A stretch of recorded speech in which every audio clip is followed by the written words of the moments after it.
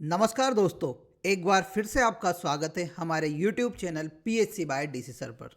दोस्तों, जैसा आप सभी को पता है, मैं आपके लिए MP जीके की टारगेट सीरीज चला रहा हूँ। आज इसका लेक्चर नंबर 46 है। कभी आपने इसके प्रीवियस 45 वीडियोस नहीं देखे हैं तो आप हमारे YouTube channel PHC by DC sir पर जाइए। वहाँ पर आपको एक प्लेलिस्ट देखने को मिलेगी MP PHC MCQ सीरीज। आप इसमें जाकर अभी तक जितने भी वीडियोस हुए हैं उन सभी को देख सकते हैं। दोस्तों, यहाँ आपके एग्ज़ाम के लिए इसलिए महत्वपूर्ण है क्योंकि इस एग्ज़ाम यहाँ जो सीरीज़ थी इसमें मैंने पूरे प्रीवियस ईयर के क्वेश्चंस को सॉल्व कराया है। तो दोस्तों, प्रीवियस ईयर क्वेश्चन से मैं देखने को मिल रहा है कि सर यहीं से रिपीट अधिकतर प्रश्न होते हैं, इसलिए हमने इस सीरीज को बहुत अच्छे से पढ़ा और लगभग डायरेक्ट और इनडायरेक्ट रूप से लगभग अभी तक हम 4000 से अधिक प्रश्न सॉल्व कर चुके हैं। और दोस्तों, यह सीरीज आप सभी को पता है 50 दिन तक कंटिन्यू चलेगी। यानी जिस दिन इसका 50वां लेक्चर हो जाएगा उसके बाद मैं आपके लिए यूनिट 9 की सीरीज लेके आऊँगा। आप उसके लिए भी तैयार रहें। मेरे पास बहुत सारे प्लान हैं जो आपके MPPSC 2025 के एग्ज़ाम में आपको स्कोरिंग सब्जेक्ट्स होंगे, उनमें आपको मदद करेंगे।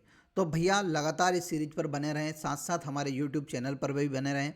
आज आपका टेस्ट हुआ था मध्य प्रदेश की संवैधानिक व्यवस्था, उस टेस्ट को जाकर दीजिए और देखिए कि हमसे कहाँ पर गलती हो रही है। तो बहुत अच्छे से भैया तैयारी करते रहिए, ज़ोरदार पढ़ते रहिए और इसी तरह से कुछ भी डाउट आता है तो आप हमसे डायरेक्ट इनडायरेक्ट रूप से हमारे से कांटेक्ट कर सकते हैं। साथ साथ हमारी application PHC by DC sir के हेल्प सेंटर में जाकर भी आप हमसे कुछ भी जानकारी प्राप्त कर सकते हैं। तो आइए स्टार्ट करते हैं। सबसे पहले लेक्चर नंबर 45 के हम क्वेश्चन ऑफ द डे की बात करते हैं कि मध्य प्रदेश के किस जिले में ममलेश्वर ज्योतिर्लिंग स्थित है। तो आप सभी को पता है मध्य प्रदेश में 2 ज्योतिर्लिंग है, एक है महाकालेश्वर ज्योतिर्लिंग और दूसरा है ममलेश्वर ज्योतिर्लिंग। जो ओमकारेश्वर में जो ज्योतिर्लिंग स्थित है उसको किस नाम से भी जाना जाता है, तो ममलेश्वर ज्योतिर्लिंग के नाम से भी जाना जाता है। फिर दूसरा प्रश्न था मध्य प्रदेश के किस स्थान पर उदयगिरी अभिलेख है। तो भैया मध्य प्रदेश के विदिशा जिले में उदयगिरी की यहाँ पर गुफाएं हैं, वहाँ पर मेनली हमें उदयगिरी अभिलेख मिलता है जो कि गुप्तकालीन है। तो ये दोनों प्रश्न आपको समझ में आ गए होंगे। अब हम शुरू करते हैं हमारा आज का सेशन, जिसका पहला प्रश्न है मध्य प्रदेश का सर्वोच्च शिखर धूपगढ़ स्थित है। अब देखिए ऑप्शन देखिएगा, सतपुड़ा श्रेणी में, महादेव श्रेणी में, मैकाल श्रेणी में, विंध्याचल श्रेणी में। अब जो बच्चे को जल्दी होती है वो सीधा क्या लगाता है, सतपुड़ा श्रेणी में स्थित है धूपगढ़।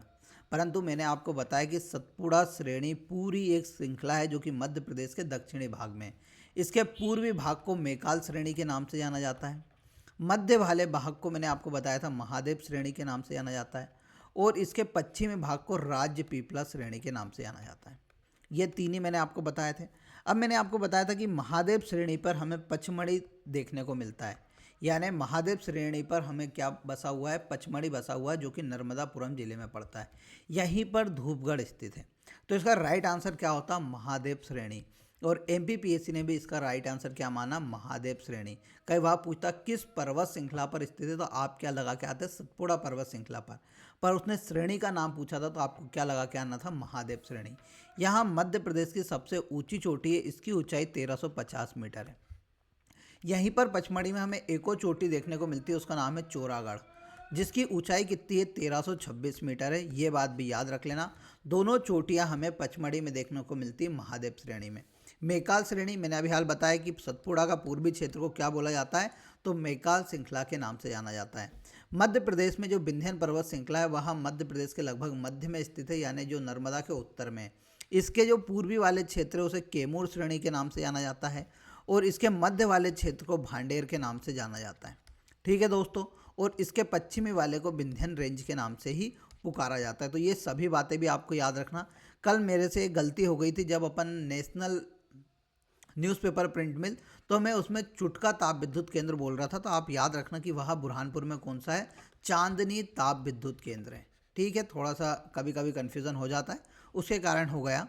परंतु मैंने पहले भी आपको बताया था कि बुरहानपुर में चांदनी है, चुटका मंडला में मध्य प्रदेश का परमाणु ऊर्जा संयंत्र है। ठीक है, अब अगले प्रश्न पे चलते हैं। मध्य प्रदेश की जलवायु है, तो देखो मध्य प्रदेश मैंने आपको बताया कि मध्य प्रदेश मुख्य रूप से कहाँ पर लाई करता है, तो मैंने आपको बताया था मध्य प्रदेश उष्ण कटिबंधीय क्षेत्र में लाई करता है। ठीक है, फिर मैंने आपको बताया था कि भैया यहाँ पर हर तीसरे चौथे महीने में मौसम में परिवर्तन आता है।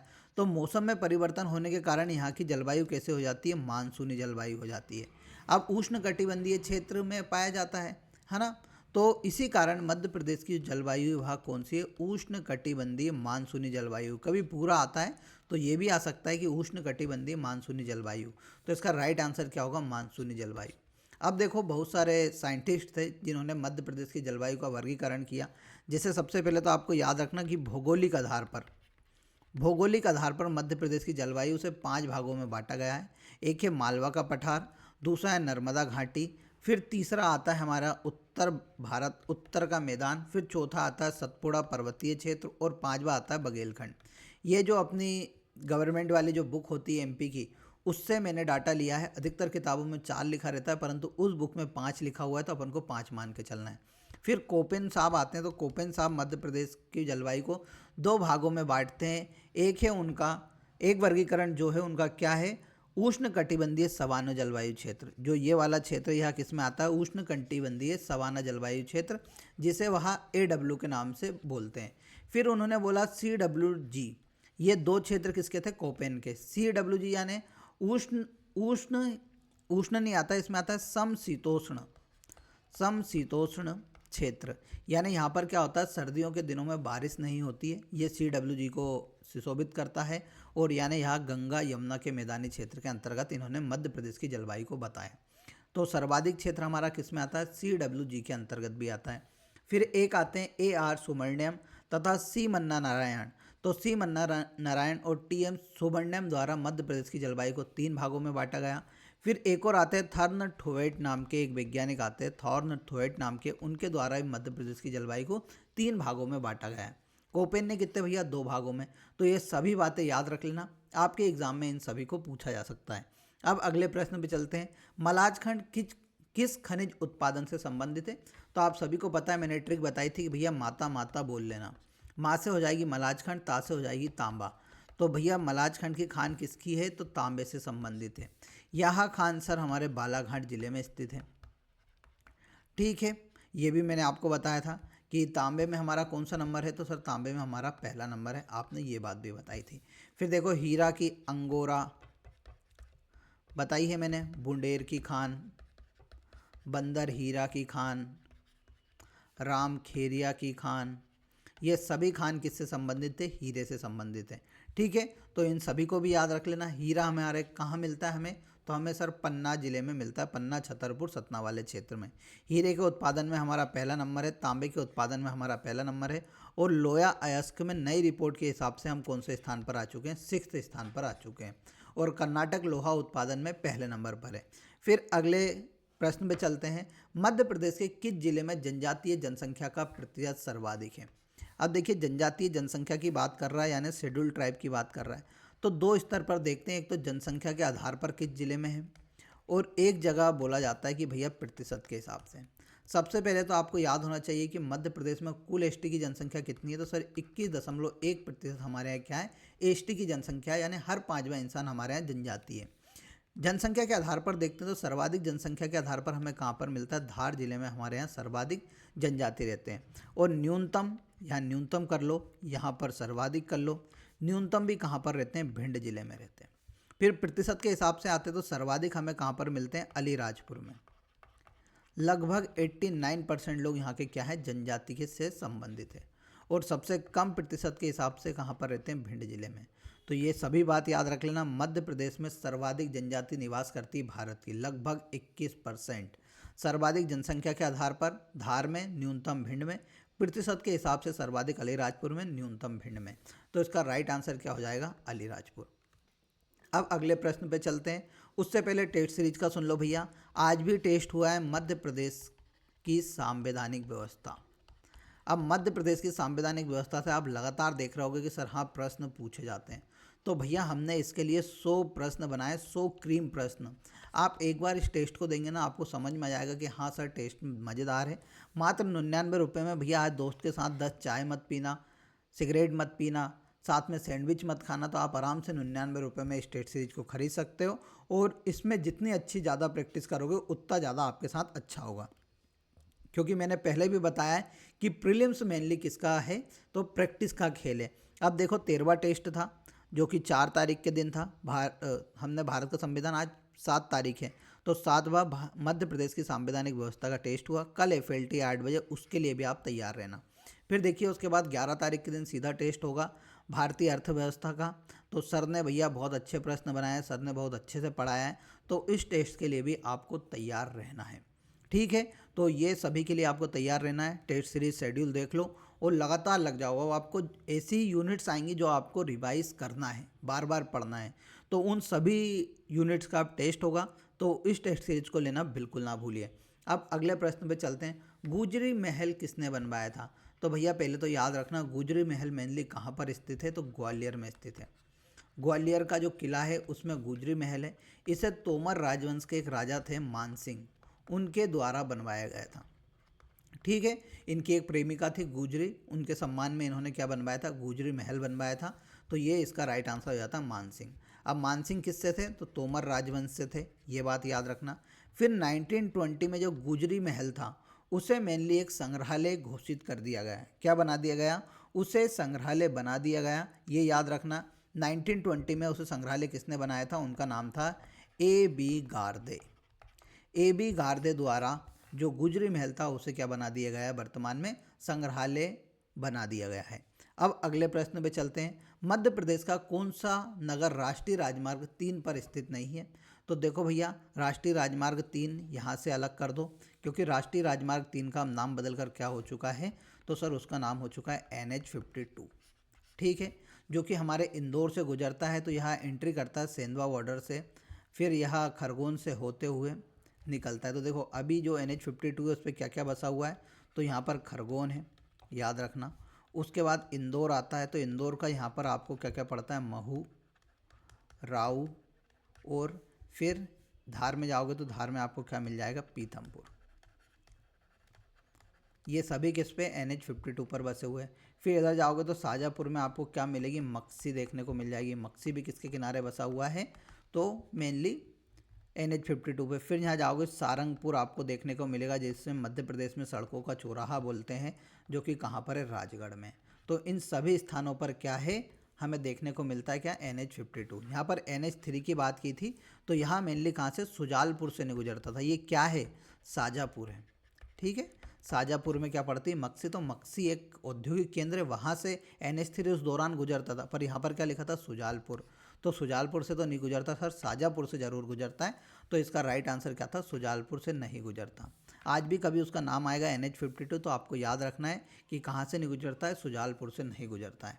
ठीक है, ये कहाँ से, इंदौर से गुजरता है। इंदौर इसी किनारे है, जो तेजाजी नगर से जो हाईवे निकला है, कभी आपने देखा होगा, उसे ही क्या बोला गया है, NH52। मध्य प्रदेश का जो सबसे बड़ा नेशनल हाईवे है उसका नाम है NH46, जो कि कहाँ से गुजरता है सर, ग्वालियर से लेके कहाँ तक आता है, बैतूल तक आता है। ये बात याद रखना। इसकी कुल जो लंबाई है वह है 634 किलोमीटर। यह मध्य प्रदेश का सबसे बड़ा हाईवे है NH46, याद रखना इस पॉइंट को भी। अब अगले प्रश्न पे चलते हैं। मध्य प्रदेश ने 2017-18 के बजट में AMRUT योजना के लिए कितना प्रावधान किया गया है? यहाँ पर क्या लिखा है, अमृत लिखा हुआ है। ठीक है, अमृत नहीं लिखा हुआ, अमृत, यानी Atal mission for rejuvenation and urban transformation. यानी यहाँ पर सीधी सी बात है, जो शहरी क्षेत्रों में इंफ्रास्ट्रक्चर को डेवलप करने के लिए भारत सरकार द्वारा जून 2015 में, कब, जून 2015, या तारीख लिख लो, 25 जून 2015 को कौन सी योजना शुरू की गई थी, अमृत योजना शुरू की गई थी, जो कि 2021 तक समाप्त हो जानी थी। इसके तहत भारत के 500 से अधिक शहरों का चयन किया गया था, जिनकी जनसंख्या कितनी, 1 लाख से अधिक है। उन सभी स्थानों पर हमें जैसे सेप्टिक, अपना जल आपूर्ति, साथ साथ जो अपना मेनली सीवेज का ट्रीटमेंट होता है, उन सभी को डेवलप करने के लिए अमृत योजना शुरू की गई थी। इसका सेकंड फेज चालू होता है अक्टूबर 2021 से। कब होता है, 1 अक्टूबर 2021 से हमारे भारत में अमृत 2.0 शुरू हो चुकी है। ठीक है, अभी भारत सरकार ने इसके लिए 8,000 करोड़ रुपए प्रदान किए थे पिछले साल बजट में। अब यहाँ पर आते हैं मध्य प्रदेश। तो मध्य प्रदेश के लगभग 34 शहरों में यह योजना चलाई जा रही है। क्योंकि मध्य प्रदेश के लगभग 34 शहरों में क्या है, 1 लाख से अधिक जनसंख्या है। तो मध्य प्रदेश के 34 शहरों में हम क्या चला रहे हैं, अमृत मिशन को चला रहे हैं। अब ये क्या 2017-18 का आंकड़ा है, बिल्कुल नहीं पूछेगा, ये सभी पूछ सकता है कि कितने शहरों में चलाई जा रही है। तो इन सभी के लिए आपको तैयार रहना है। यह मेनली भारत के शहरी एवं आवास मंत्रालय द्वारा चलाई गई एक योजना है। अगले प्रश्न पे चलते हैं। मध्य प्रदेश में निम्नलिखित में से मध्य प्रदेश के किस जिले में लिंग अनुपात 1000 से अधिक है? अब मैंने ट्रिक क्या बताई थी भैया, बा अली की मंडी बताई थी, यानी बालाघाट, अलीराजपुर, मंडला, डिंडोरी। अब देख लेते हैं भैया 1000 से अधिक अनूपपुर, बुरहानपुर, इंदौर यानी डिंडोरी। डिंडोरी में मैंने आपको बताया था 1002 के समथिंग लिंग अनुपात है, जो कि मध्य प्रदेश का सबसे ज़्यादा लिंग अनुपात है, मतलब 1000 से अधिक वाला जिला है। तो बालाघाट में सर्वाधिक था 1021, फिर अलीराजपुर में, फिर मंडला में, फिर डिंडोरी में। तो ये 4 जिले ऐसे हैं जिनका लिंग अनुपात कितना है, 1000 से अधिक है। मध्य प्रदेश का लिंग अनुपात आप सभी को पता है 931 है। 2001 में 919 था, ये बात मैं बता चुका हूँ। राष्ट्रीय लिंग अनुपात 942 है। सर्वाधिक लिंग अनुपात बालाघाट में 1021 है। न्यूनतम लिंग अनुपात आप सभी को पता है कहाँ पर है, तो हमारे भिंड में है 837। तो ये सभी देखो प्रश्न कैसे कैसे बन रहा है, हम ऐसी डिटेल पे काम कर रहे हैं कि नहीं कर रहे हैं। आप सभी को अब समझ में आ रहा होगा सर आप बिल्कुल प्रॉपर बिल्कुल सही पढ़ा रहे हैं। ऐसे ही प्रश्न हमारे बन के आएंगे और हमें ट्रिक के माध्यम से भी आपने बताया तो हम जरूर आंसर लगा के आ जाएंगे। अब अगले प्रश्न पे आते हैं। निम्नलिखित में से मध्य प्रदेश के मुख्य सचिव नहीं रहे हैं? तो देखो आरपी नाइक तो रहे हैं, बिल्कुल सही है। बीके दुबे भी रहे, आरएस खन्ना भी रहे, पर पीके नरोन्ना नहीं रहे हैं। अब नरोन्ना आपने सरनेम रट के चलेगा हो गए, नरोन्ना के हिसाब से क्या लगा देते कि भैया पीके नरोन्ना रहे होंगे, क्योंकि नरोन्ना तो रहे हैं पर उनका नाम पीके नरोन्ना नहीं है, उनका नाम क्या है, आरपी नरोन्ना। यह मध्य प्रदेश के कौन थे, दूसरे सचिव थे, दूसरे मुख्य सचिव थे। इन्हीं के नाम पे जो अपना ट्रेनिंग सेंटर बनाया गया सिविल सर्विसेज वालों के लिए, उसी इनके ही नाम पे रखा गया, आरपी नरोन्ना जी के नाम पे। तो यहाँ पर पीके नरोन्ना था, तो इसका राइट आंसर हो जाता डी वाला। अब देखो मैं कुछ प्रमुख मुख्य सचिव बता देता हूँ। तो पहले आप सभी को पता है कौन थे, एच.एस. कामत हमारे मध्य प्रदेश के प्रथम मुख्य सचिव थे। दूसरे कौन आते हैं, दूसरे आते हैं आरपी नरोन्ना, ठीक है, ये दोनों याद रख लेना। पहली महिला जो थी उनका नाम था निर्मला बुच, पहली महिला। फिर दूसरी महिला कौन बनती है, तो दूसरी महिला सर हाल ही में थोड़े दिन पहले बनाई थी, इकबाल सिंह बेस के स्थान पर बीरा राणा, ये दूसरी महिला सचिव थी मध्य प्रदेश की। फिर वर्तमान में कौन है हमारे यहाँ, तो सर वर्तमान में हमारे अनुराग जैन जी, अनुराग जैन कौन है, हमारे मुख्य सचिव हैं। तो ये सभी हमारे कौन रहे हैं, मुख्य सचिव रहे हैं, इनके बारे में याद रख लेना। बीरा राणा से पहले हमारे मध्य प्रदेश के कौन थे, इकबाल सिंह बेस थे, ठीक है। तो बिल्कुल लाइन से याद रखना है आपको, क्योंकि आपके एग्जाम में ऐसे ही प्रश्न हमें आगे भी देखने को मिलेंगे। अगले प्रश्न पे आते हैं। मध्य प्रदेश जिला योजना समिति अधिनियम किस वर्ष पारित किया गया था? देखो जिला योजना समिति को बनाने का मुख्य उद्देश्य था कि जितनी भी गवर्नमेंट की योजना है उन सभी को ग्रामीण और नगर पालिका क्षेत्र तक सभी लोगों को उनकी जानकारी होना, साथ साथ योजनाओं से लोगों को जोड़ने के लिए इस समिति का गठन किया गया था। इस समिति में मेनली 15-20, कहीं पर जैसे जनसंख्या के आधार पर 10, 15, 20 सदस्य हुआ करते थे, जो योजनाओं को बढ़ावा देने के लिए कार्य करते थे। यह अधिनियम मध्य प्रदेश में 1995 में पारित किया जाता है, ठीक है। और इसे जो हमारे मुख्यमंत्री या राज्यपाल रहते हैं, राज्यपाल कब इसको मंजूरी देते हैं, तो याद रखना 19 मई 1995 को कौन मंजूरी देते हैं, हमारे मध्य प्रदेश के राज्यपाल इसे मंजूरी प्रदान करते हैं। तो ये बात भी याद रख लेना। फिर 2016 में इसमें संशोधन के लिए अधिनियम लाया गया था, तो ये बात भी आ सकती है, तो उसके लिए भी तैयार रहना। अगले प्रश्न पे चलते हैं। तेजस्विनी ग्रामीण महिला सशक्ति कार्यक्रम में वित्तीय सहयोग प्रदान करने वाला संगठन कौन सा है? तो देखो भैया यहाँ पर आपको समझ में आ रहा होगा, सबसे पहले तो ग्रामीण महिला सशक्तिकरण, यानी ग्रामीण की जो महिला है उनको सशक्त करना है, उन्हें आर्थिक रूप से संपन्न करना है, शिक्षित करना है। उन सभी के हिसाब से महिलाओं को सशक्तिकरण के लिए तेजस्विनी ग्रामीण महिला कार्यक्रम लाया गया था। यह कार्यक्रम आपको याद रखना है 2006 में मध्य प्रदेश सरकार द्वारा शुरू किया गया था, ठीक है। इस कार्यक्रम में जो सहयोग करा था वह करा था IFAD नामक एक संस्थान है। कौन सी? IFAD नामक एक संस्थान ने इसका हमें समर्थन किया था, जिसका फुल फॉर्म है अंतर्राष्ट्रीय कृषि विकास कोष। इस संस्था द्वारा तेजस्विनी ग्रामीण सशक्तिकरण कार्यक्रम को वित्तीय सहयोग प्रदान किया गया था। याद रखना कब, 2006 में। फिर अगले प्रश्न पे चलते हैं। मध्य प्रदेश में मुख्यमंत्री ग्राम सड़क योजना कब प्रारंभ हुई थी?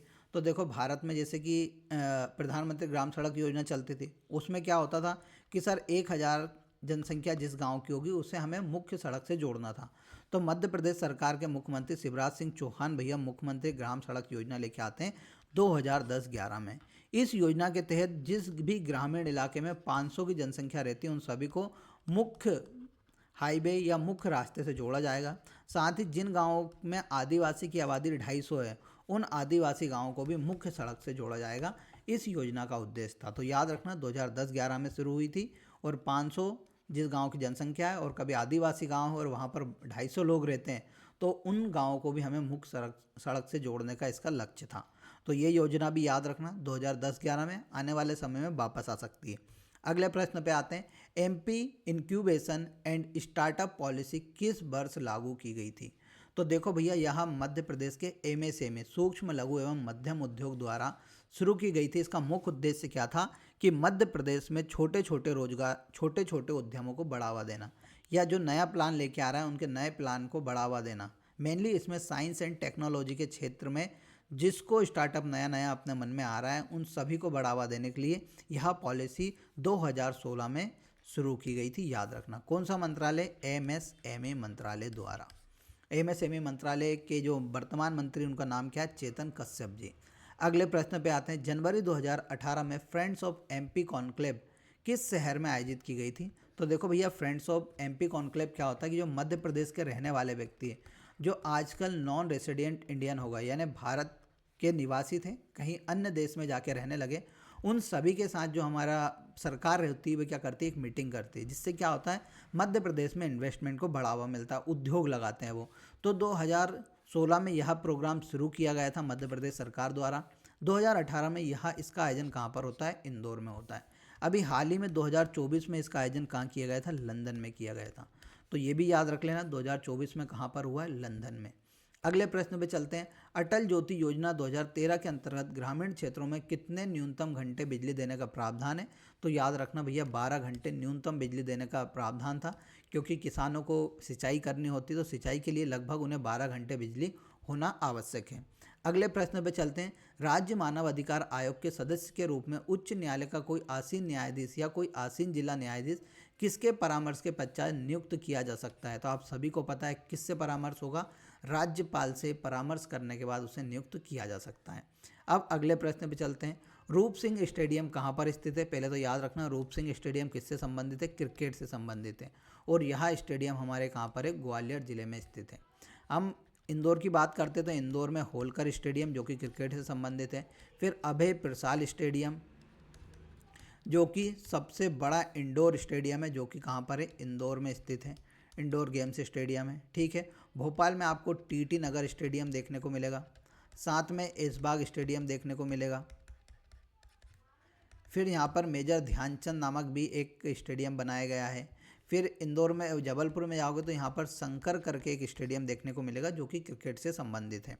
फिर अगले प्रश्न पे चलते हैं। अमिताभ विजयवर्गीय किस खेल से संबंधित है? तो भैया अमिताभ विजयवर्गीय बहुत बड़े क्रिकेटर रहे हैं, याद रख लेना। अगले प्रश्न पे चलते हैं। मांडू में स्थित जंतर महल का निर्माण निम्न में से किस शासक द्वारा कराया गया था? तो भैया एमपीपीएससी ने इसमें 4 ही ऑप्शन गलत दिए थे। कोई कोई बोलता है इस नाम का कोई महल ही नहीं है, परंतु जो वहाँ के गाइड होते हैं वह बताते हैं कि सर यहाँ पर जो जहाज महल है, जहाज महल जिसे गयासुद्दीन खिलजी द्वारा बनवाया गया था, उसी महल में कहीं कहीं जंतर महल भी स्थित है। तो उस जंतर महल का निर्माण भी किसके द्वारा कराया था?